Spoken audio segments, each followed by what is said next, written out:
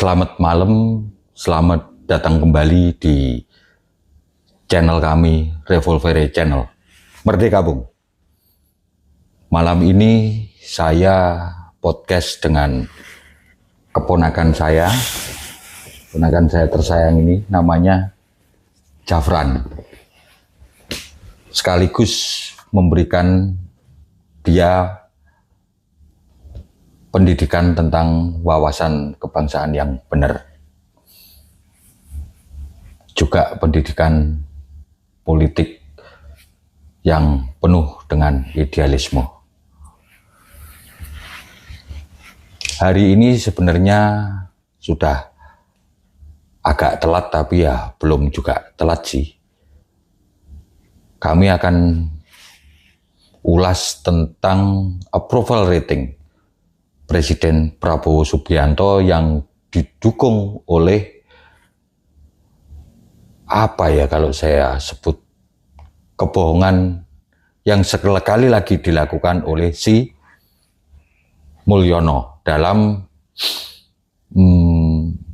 pidatonya di ulang tahun Gerindra. Dan kebohongan Simul ini didukung oleh beberapa lembaga survei. Ada dua lembaga survei yang jelas-jelas menjadi pendukung tentang apa yang diungkapkan Simul ini. Pertama kali dilakukan oleh lembaga survei Nusantara, yang mana lembaga ini baru saja saya dengar juga sayangnya juga dilakukan oleh survei indikator yang menyatakan bahwa approval rating Prabowo Subianto ini 80, sekian persen. Serta apa yang diungkapkan oleh peneliti LSN tersebut tentang 14 hal yang membuat masyarakat cukup senang daripada kinerja Prabowo Subianto. Sebelumnya kita seperti biasa dengarkan bagaimana pidato Jokowi yang kita semua tahu bahwa pidato ini syarat akan tipuan. Marilah kita dengarkan, teman-teman Revolvere. Tahun 2014, saat awal saya menjabat,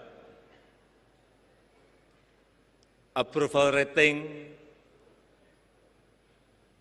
di awal-awal yang diberikan oleh lembaga survei itu 62%. Kemudian karena menaikkan harga BBM melorot menjadi 52%. Sekarang ingin saya bandingkan dengan approval rating Bapak Presiden Prabowo Subianto. 100 hari kemarin, survei kinerjanya 80,9%. Dukungan dari parlemen juga di atas 80%. Artinya apa? Dukungan rakyat sangat kuat sekali, dukungan politik di parlemen sangat kuat sekali. Sehingga saya boleh menyampaikan Presiden Prabowo ini adalah presiden dengan dukungan terkuat baik dari rakyat maupun dari DPR. Coba cek seluruh presiden yang ada di dunia ini, sekarang ini enggak ada yang sekuat Bapak Prabowo Subianto.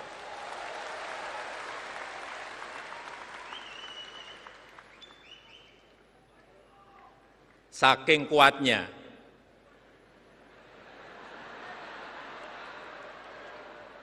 sampai detik ini saya tidak melihat ada yang berani mengkritik.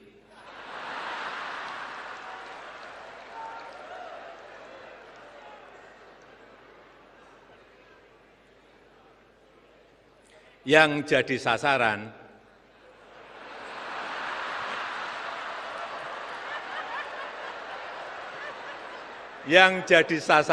adalah Jokowi. Karena saking kuatnya Bapak Presiden Prabowo Subianto. Dan pidato tersebut ternyata bertolak belakang dan dijawab langsung oleh mahasiswa yang sampai hari ini, sampai kemarin masih berdemo tentang Indonesia gelap. Juga beberapa berita dan salah satunya adalah reshuffle Menteri Pendidikan Tinggi. Marilah kita lihat bersama, teman-teman. Dari pendidikan yang belum merata, fasilitas yang belum mendukung di seluruh negeri, korelasi antara kebijakan dan komunikasi yang disampaikan sangat buruk. Pemerintah hari ini seolah-olah menjadi Superman. Maka saya sampaikan dari sini bahwasanya turunnya kita hari ini menjadi pemicu awal dari gerakan besar yang akan coba kita bangun, teman-teman sekalian. Hari ini kita melihat bahwa pasca 100 hari kerja Kabinet Merah Putih dengan kepuasan 8,9%, habis setelah itu kita ditipu oleh OK Gas, kita ditipu oleh kebijakan efisiensi anggaran. Beliau tekankan juga, tolong sampaikan ke teman-teman yang dari kampus bahwa dari Presiden tegas sekali itu soal biaya operasional perguruan tinggi, KIP, kuliah, beasiswa dan segala macam sama sekali tidak boleh dikurangi. Itu statement Presiden sudah jelas sekali. Jadi tapi ada rencana nggak Presiden atau mungkin KSP atau mungkin dari Mensesnek akan menerima perwakilan yang demo? Perwakilan yang demo, saya belum tahu informasi itu. Tadi tidak dibahas soalnya. Tapi Presiden sampaikan bahwa informasi yang beredar soal pemotongan beasiswa, pemotongan KIP kuliah, atau pengurangan biaya operasional perguruan tinggi itu sama sekali tidak benar, dan Presiden bilang ini tidak boleh dilakukan. Bang, soal ramai demo tolak makan bergizi gratis di Papua, Bang, yang ricu juga ada gas air mata, ini bagaimana, Bang? Ini kalau Menuntut apa yang sudah menjadi hak kita. Efisiensi anggaran dipotong, tapi keragusan pemerintah tidak pernah dipotong. Betul? MBG katanya, makan bergizi gratis, siang dapat makan gratis, tapi malamnya nggak dapat makan karena orang tuanya di PHK.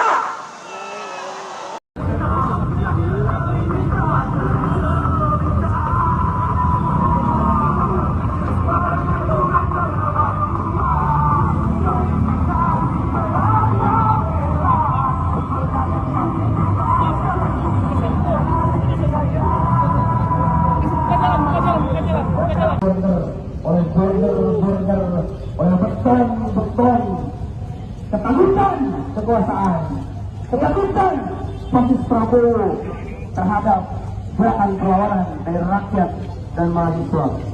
Hei penguasa, sampaikan pesan perlawanan kepadamu untuk kesekian kalinya. Buat kekuasaan hanya untuk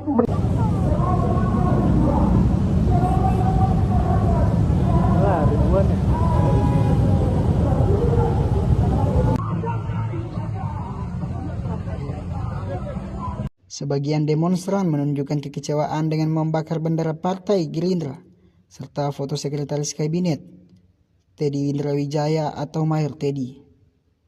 Pembakaran simbol Gerindra itu terkait dengan posisi Presiden Republik Indonesia Prabowo Subianto sebagai ketua umum partai. Mayor Teddy juga jadi sasaran masa aksi karena dianggap telah melanggar Undang-Undang TNI terkait posisinya sebagai Seskap. Dijelaskan dalam pasal 47 ayat 2 UU TNI mengatur bahwa prajurit aktif dapat menduduki jabatan sipil di kementerian atau lembaga. Ketentuan ini merupakan bagian dari draft revisi Undang-Undang Nomor 34 Tahun 2004 tentang TNI. Profesor Brian Yuliarto PSD sebagai Menteri Pendidikan Tinggi, Sains dan Teknologi Kabinet Merah Putih dalam sisa masa jabatan periode tahun 2024-2029, ketiga dan seterusnya ditetapkan di Jakarta pada tanggal 18 Februari 2025. Presiden Republik Indonesia Prabowo Subianto. Alasannya Pak kalau boleh tahu? Alasan pengunduran dirinya dikarenakan apa Pak? Kalau boleh tahu? Alasan utamanya karena saya sudah bekerja keras selama 4 bulan ini. Namun karena mungkin tidak sesuai dengan harapan dari pemerintah, ya saya lebih baik mundur daripada diberhentikan. Selanjutnya kemudian kita bahas apa yang diungkapkan sebagai sebuah rangkaian kebohongan yang dilakukan oleh peneliti dari LSM tersebut, yaitu oleh Saudara Visya Amina dan pengamat politik Kunto Adiwibowo yang membahas tentang 100 hari kinerja Prabowo Gibran yang mencatat 14 hal yang katanya membuat masyarakat senang. Nah, ulasan itu adalah satu, apa ya, ini saya baca soalnya saya agak-agak lupa. Pemeriksaan kesehatan gratis dengan tingkat kepuasan 88,2%. Di sini bukankah kesehatan gratis itu adalah program lama? Seingat saya waktu saya aktif dalam tim sukses Jokowi, Yusuf Kala, ini adalah program unggulan si Mulyono tersebut melalui Kartu Indonesia Sehat. Jadi ini sekali lagi, ini pertama saja sudah bohong. Kemudian nomor 2, 7 kebiasaan anak Indonesia hebat. Bangun pagi, sholat atau beribadah, belajar dan lain sebagainya. Bukankah ini sudah menjadi kebiasaan sebagian besar anak Indonesia? Lalu nomor 3, pelatihan kompetensi guru dengan tingkat kepuasan 86,9%. Harap diingat ya, pelatihan kompetensi guru adalah salah satu syarat untuk guru tersebut mendapat sertifikasi, dan ini adalah amanat dari Undang-Undang Sisdiknas. Artinya itu bukan program pemerintahan Prabowo Gibran. Lalu peningkatan kesejahteraan melalui sertifikasi dengan tingkat kepuasan 86%. Kok cuma 86%, bukan 100% ya? Ini kan hanya dinikmati oleh elit ASN. Tentunya harusnya 100% dong ASN senang. Asal tahu ya, peningkatan kesejahteraan dalam perekonomian yang sangat terpuruk ini menimbulkan banyak hal. Di antaranya pembengkakan anggaran, kemudian terjadi gap sosial di tengah himpitan sulitnya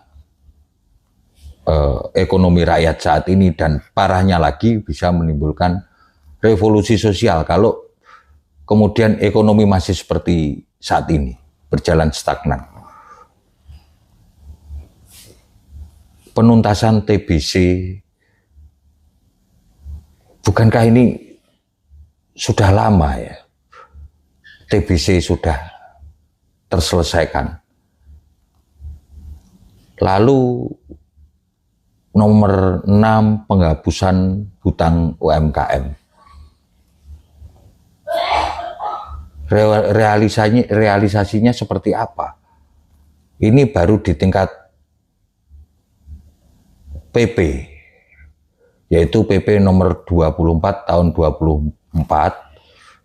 Namun implementasinya seperti apapun sampai saat ini belum jelas. Ini hanya apa ya? seperti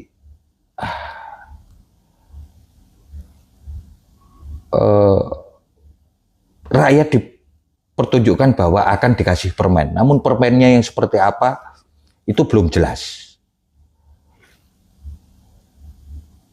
Kemudian inilah kebohongan yang paling sangat nampak nyata. Harusnya peneliti tersebut janganlah makin menjerumuskan dengan cara membohongi rakyat yang seperti ini. Rakyat sekarang itu sudah makin pintar, yaitu tentang pemberantasan pinjaman online ilegal dan judi online. Tahu enggak ya bahwa pinjaman online ilegal dan judi online saat ini masih merajalela? Atau mungkin si peneliti ini enggak pernah buka googling atau apa. Lihatlah di Google. Ketik aja judi online, pasti bermunculan banyak sekali situs judi online dan kemudian sama halnya dengan pinjaman online. Lalu makan bergizi gratis. Pelaksanaannya kita semua tahu menimbulkan dampak keterpurukan dengan pemangkasan anggaran di 10 kementerian. Dan kemudian dijawab dengan demo berkepanjangan oleh rekan-rekan mahasiswa dengan judul Indonesia Gelap di berbagai tempat. Selamat berjuang teman-teman mahasiswa. Artinya makan bergizi gratis kan juga tidak sukses. Uangnya belum jelas dan akhirnya memangkas anggaran di 10 kementerian dan lain sebagainya.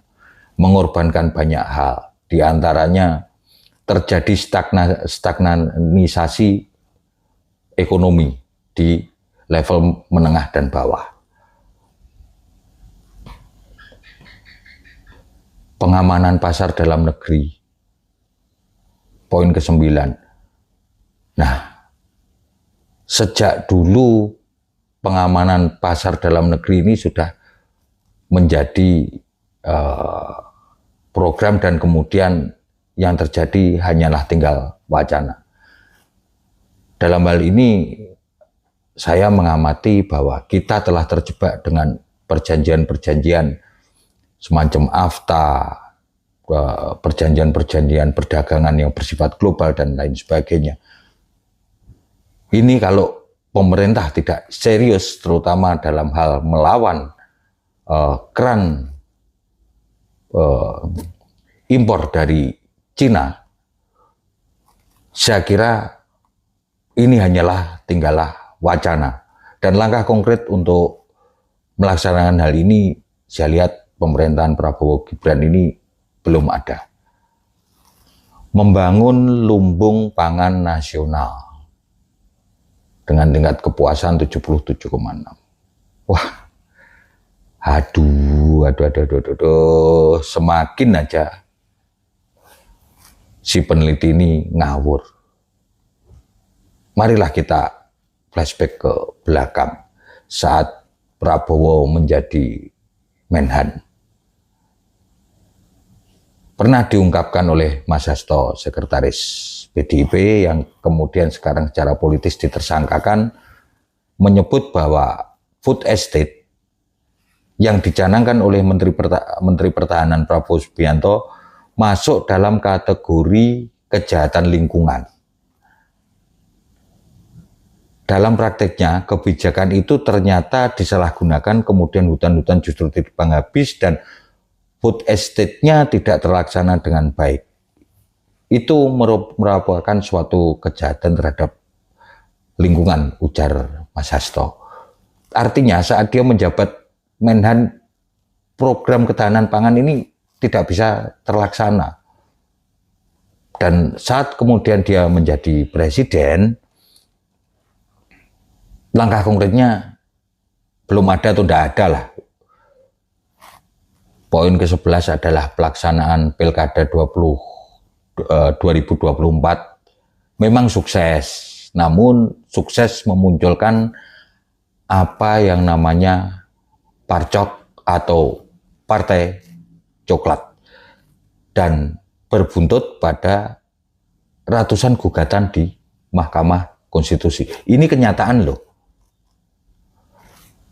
Kemudian sistem pemerintahan berbasis elektronik dan reformasi birokrasi. Bukankah ini programnya presiden-presiden yang lalu? Dan kemudian untuk percepatan perizinan, jujur saja, itu muncul pada waktu Menteri Kehakiman dijabat oleh Pak Yasona Lawli dengan apa yang dinamakan perizinan dengan sistem OSS yang begitu cepat, hanya dalam hitungan menit kemudian bisa terrealisasi daripada pengajuan perizinan tersebut kepada Depkumham, dan itu kemudian diimplementasikan ke seluruh daerah dengan kemudian di tingkat-tingkat 2 ada yang namanya mal perizinan dan lain sebagainya, aneka macam nama lah. Yang jelas terjadi percepatan pemerintahan berbasis elektronik itu bukan di zamannya Prabowo. Terjadi apa yang namanya LPSE, pelelangan elektronik dan lain sebagainya, itu bukan di zamannya Prabowo Gibran. Lalu pembangunan rumah untuk rakyat kecil yang konon katanya 3 juta.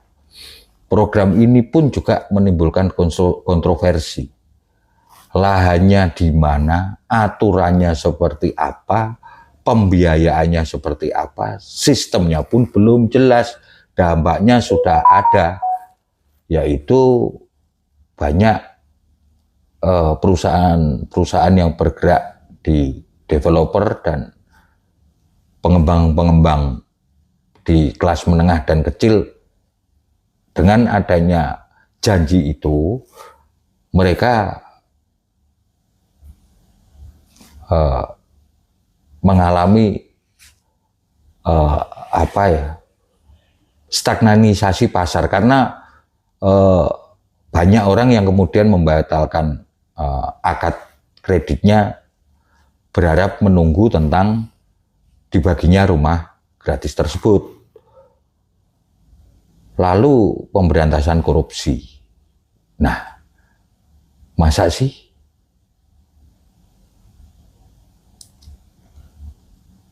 faktanya banyak menteri-menteri yang ditengarai bermasalah. Dan dalam 100 hari ini yang terjadi adalah pertama, ketidakkonsistenan kebijakan. Di satu sisi menginstruksikan tidak ada pengangkatan tenaga kerja di daerah dan lain sebagainya. Namun yang terjadi kemudian Kementerian Pertahanan mengangkat staf khusus.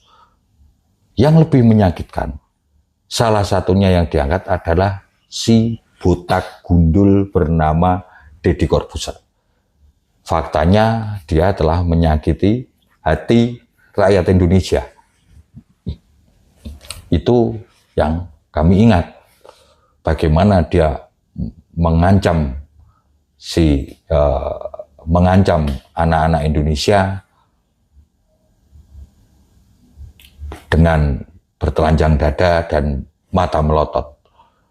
Jejak digitalnya masih ada loh. Lalu kemudian kebijakan-kebijakan pembantunya yang kemudian menimbulkan keresahan masyarakat. Di antaranya yang dilakukan oleh Ladalah Bahlul. Bagaimana dia berkebijakan tentang tabung gas 3 kilo. Lalu ada beberapa, yaitu penyalahgunaan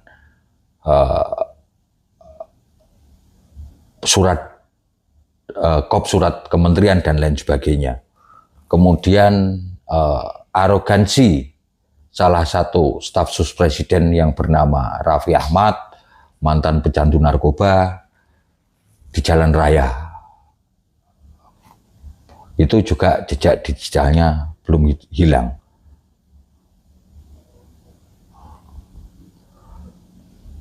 Dan faktanya lagi,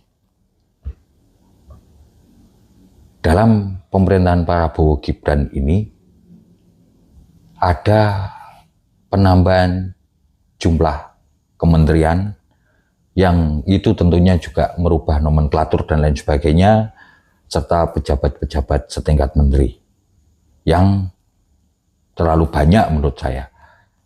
Apa akibatnya? Inefisiensi anggaran itu jelas.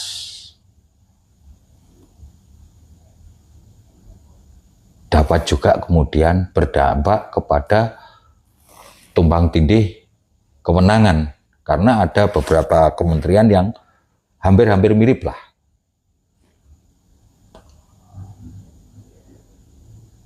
Lalu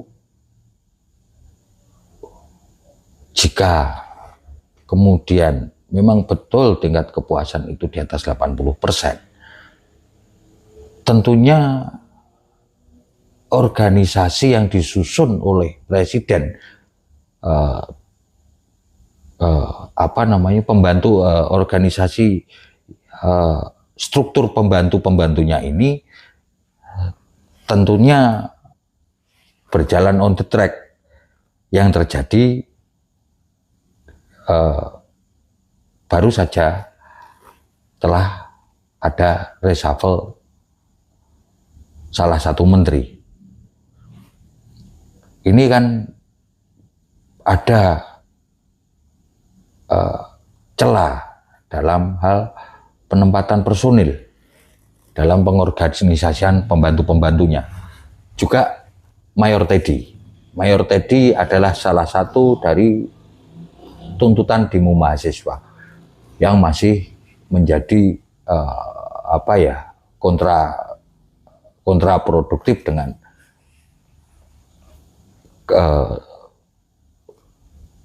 Undang-Undang TNI Polri.